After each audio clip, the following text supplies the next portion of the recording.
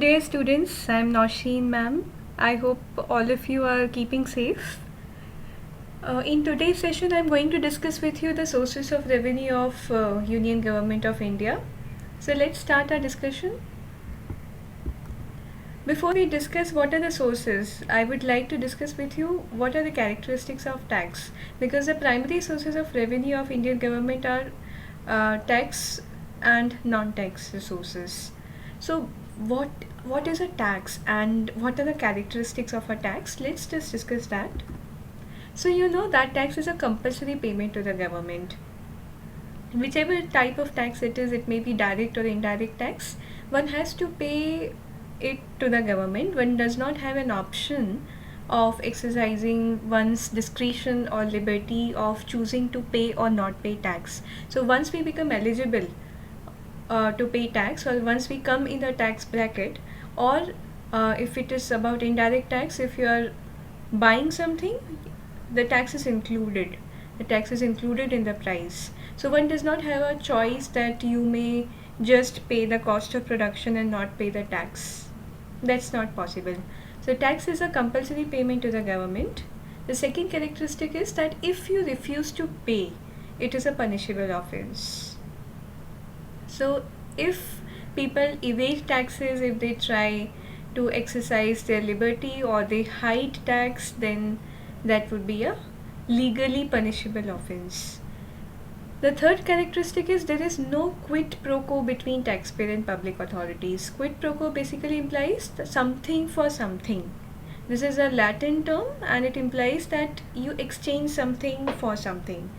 So when you pay tax, you are not exchanging anything from the government. So you can't expect the government to pay you or to grant you or to provide you facilities in an equivalent amount as you're paying the tax money. Someone may be paying a tax money of 10,000 rupees, someone may be paying 1 crore, someone may be paying 10 crore. So there is no exchange taking place when you're paying the tax money.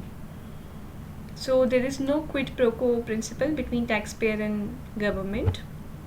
Every taxpayer sacrifices something. So when you are paying tax, obviously you are giving more than say what is the cost of product, what is the price of product. So in addition of the price of a commodity or service, when you buy, then you pay in addition to it something more. So that's why you sacrifice more of your savings. Similarly, if you are paying direct tax, then you are paying extra, basically whatever income is coming to you, and you have a choice of saving entire income or spending entire income. But apart from these two choices, the third one gets added up, and that is that you have to take out a certain proportion of it in the form of tax. Tax is not levied for breaking law. So one of the characteristic of tax is that tax is not for the purpose of punishing someone for breaking law, because for that purpose there is another method of payment, which is fine and penalties. Let's see quickly what are the objectives of tax. So tax is charged or imposed in order to raise sufficient revenue for financing. Sufficient revenue for financing because government also has to incur expenditure on public welfare, on law and order, on defense and various sectors of the economy. So it requires sufficient revenue. The another objective is to reduce inequality by spreading the tax burden equitably across different sections. So by taxing more to the super rich or high income groups and taxing less to the lower income groups, there is an effort on the part of government to reduce inequality. The third objective is to reduce conspicuous consumption. So conspicuous consumption basically implies wasteful consumption or extra consumption, because many a times people have money and they try to splurge it. So it's not based on needs, it's more based on fancies, on dreams. So someone who can conduct a wedding, who can organize a wedding normally in the same hometown, may actually choose to go for a destination wedding, may spoil not only the environment there but also waste a lot of money. This is a wasteful expenditure because it is mainly for show off or social status. So for such activities, generally you will find that the tax rates would be higher. To divert investment from luxury goods to labor intensive industries, you will generally find that on luxury goods items the tax rate is high. On labor intensive industries, the products produced by cottage industries or MSMEs, the tax rate would be lower. So the purpose is to encourage labor intensive industries because they generate employment and they also produce need based products, while luxury goods industries may not be producing enough employment, plus they are more based on wants rather than needs. The fifth objective of tax is to absorb excessive profits. So if profits are in excess, then a part of it has to be given to the government. What are the characteristics of direct taxes and indirect taxes? So direct taxes are imposed on income and wealth of individuals and institutions, and the impact incidents are on the same person. So whoever is being taxed only has to himself or herself pay the tax to the government, and the burden is non-transferable. You can't ask someone else to pay income tax on your behalf, and it's progressive in nature. So you will see the tax rates changing for different income groups. So as I said, tax rate would be lower for the lower income group and it would be very high for the highest income groups. Indirect taxes are imposed on commodities and services, and the impact and incidence falls on different entities. So when you purchase goods and services, you pay the tax, but you don't pay tax to the government, you pay it to the salesperson. Then your money is inclusive of that price, and then whatever sales have been generated from there, the tax money is uh, transferred to the government by the retailers or by the manufacturers. Indirect taxes are regressive in nature because everyone has to pay. So it's not on the basis of financial capacity or economic capacity of a person.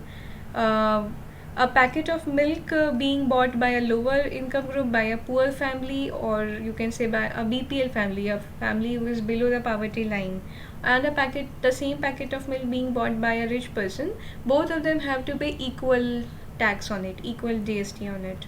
So it basically they are regressive in nature. This is for all goods and services. Indirect taxes are also significant. They play a significant role in economic development because they are charged to everyone. No one can evade it, no one can hide it, no one can choose not to declare the right amount. So they are regressive in nature, and that's why they play a significant role in economic development, as the collection of tax revenues from indirect taxes are relatively more stable compared to direct taxes. Let us now discuss all of these one by one. So what is personal income tax? Personal income tax is a tax on personal income of an individual, and basically a person is taxed depending upon the annual income he's earning in a year. It has to be paid directly to the government, but generally in case of salaried persons, the tax is deducted at source. That means the employer deducts the tax from the salary, and then the remaining salary is credited in the account of an individual. So in case of salaried persons, it's deducted at source, while for other persons, for the self-employed, they have to pay on their own.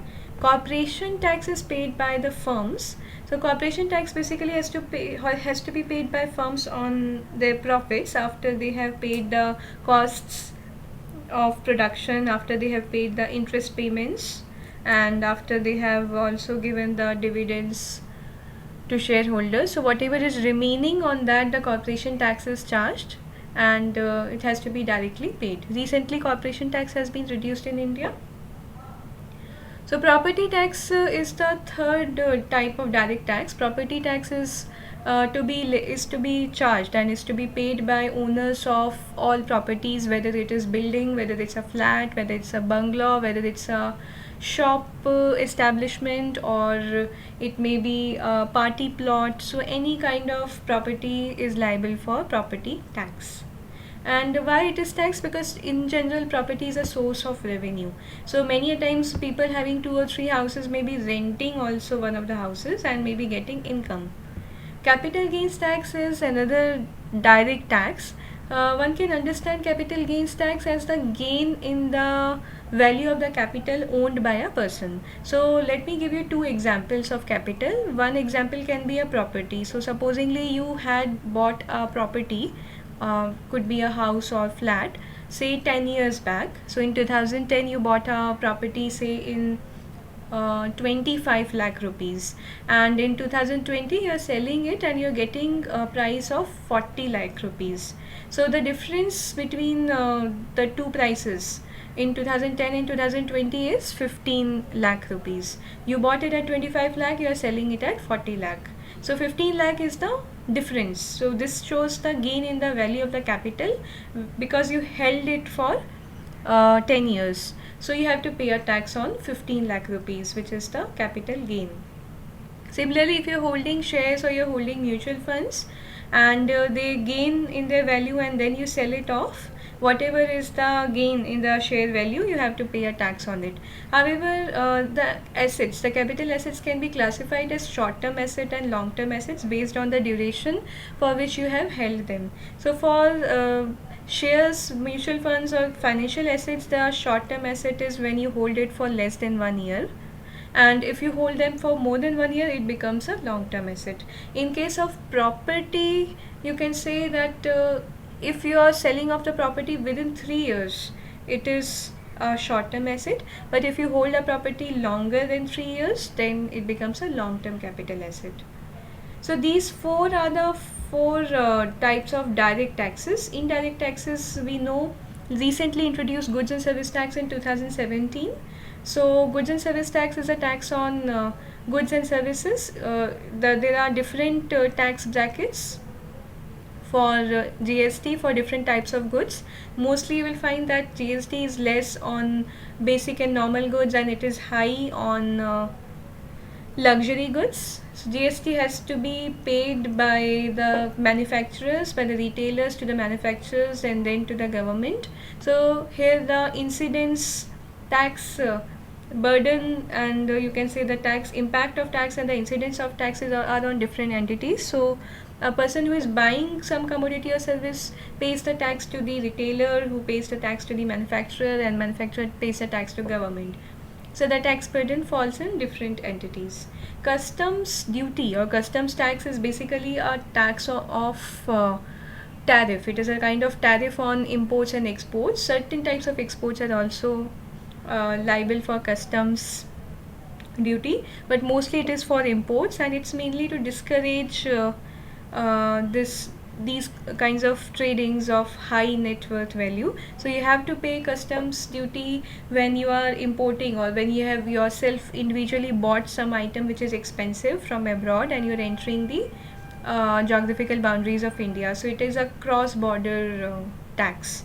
Union excise duties are basically within India but between states. So excise duties are charged by the government and they have to be paid by manufacturer. It is not on the market value of a good or service, rather than it is on the quantity of a good or service. Non-tax revenues can be many, so various ministries may also raise revenue. For example, Ministry of Commerce, you can say Ministry of Finance, Ministry of Tourism. So there are so many ministries. Whatever revenue they generate also has to be a part of non-tax revenue and it goes into government's revenue. Each ministry also has a lot of departments. So you can think like Ministry of Earth Sciences has this Indian Meteorological Department, IMD, and Department of Economic Affairs comes under Ministry of Finance. So various departments are there, and whatever revenue they generate, whether it's CPWD, which is on public works, that whatever revenue is generated is also part of non-tax revenue. Then there are government agencies like CBI or NIA. These are all agencies and whatever they generate goes into non-tax revenue. Then revenues are also generated from mining, telephony, BSNL. So these are other sources. Then use of government assets. So if you are using a government asset, supposingly you are using public transport, so you have to pay user charges, you have to pay a ticket. So it could be a public park, a public utility. So you tend to use a public toilet. You have to pay user charges for it. That becomes a source of revenue. Interest receipts are basically obtained when union government gives a loan to the state government or union territories, or to, you can say, apart from union territories, if it is giving loan to public sector enterprises. So any of these entities who is being giving loan, who is getting loan, will have to pay back loan and also pay the interest on it. So these become a part of non-tax revenue. Similarly, dividends and profits from public sector enterprises, like you can think of SAIL or GAIL or ONGC, all the public sector enterprises who are working in a profitable manner. They have to share a part of their profits and dividends with the government. Fees are for additional services which are given by the government. You can think of the postal services, or if you're going to get a driving license, or you are getting a passport made or getting it renewed. So whatever services you're using of the government, you have to pay a small fee for it. So these also are source of revenue. Apart from them, fines and penalties. So fines and penalties are imposed whenever someone uh, does some behavior which is not encouraged legally. So if you pull a chain when a train has started moving, you have to pay a fine. Or for metro services, it's announced that if you are eating inside metro, or if you are damaging the property, whether it's public transport, all these attract fines and penalties. That's mainly to discourage the uh, not so right behavior of people, and it's to discourage the illegal behavior. Then another form of non-tax revenue is through grants. So grants are received by government when it is experiencing some issues on a countrywide basis. So if a country has endured a natural calamity, or it has recently seen a war-like situation, or there has been famine, any of these reasons may lead its neighboring countries, or you can say IMF or World Bank giving a grant to that country. That also becomes a source of revenue. And gifts also. So governments also tend to get gifts which are basically voluntary contributions. So voluntary contributions where people have not been coerced to pay anything. They have given some money on a voluntary basis for social cause. So supposingly the ongoing pandemic, many people, many NGOs are giving voluntary contributions to the government. That also is a source of revenue for the government, because whatever money is collected, say from PM Cares Fund or from NGOs, all that would be used by the government for fighting the pandemic, and for fighting and protecting the welfare, the rights of the individuals. So grants and gifts are also voluntary financial contributions coming into the country, which become a part of non-tax revenue. So together, tax revenue and non-tax revenue are the main sources of government revenue in India. And in the next session, we are going to see what have been the recent trends in tax and non-tax revenue of Indian government. Till then, all of you take care and have a very good time ahead. Thank you for your patient listening. Take care of yourself. Bye.